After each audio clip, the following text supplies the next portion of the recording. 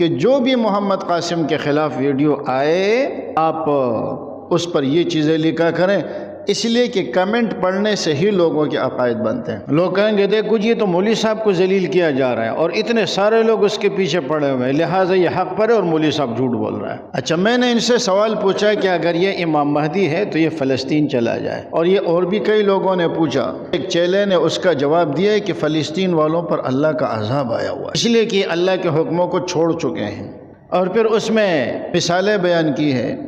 ابرہہ کے لشکر پر تو کنکر برسائے گئے، ان پر آگ کے گولے برسائے جا رہے ہیں، گویا کہ فلسطینی مسلمان ابرہہ کے لشکر سے بھی بدتر ہے۔ ابرہہ کا لشکر کفار کا تھا، یہ مسلمان ہے، کمزور ہم سب ہے، گناہ ہم میں ہوں گے۔ یہ قوم لوط سے بھی بدتر ہے، اس لیے کہ قوم لوط کے اوپر جو عذاب آیا وہ آسمان سے کنکر برسائے گئے، لیکن ان لوگوں پر اوپر سے بھی آگ برسائی جا رہی ہے۔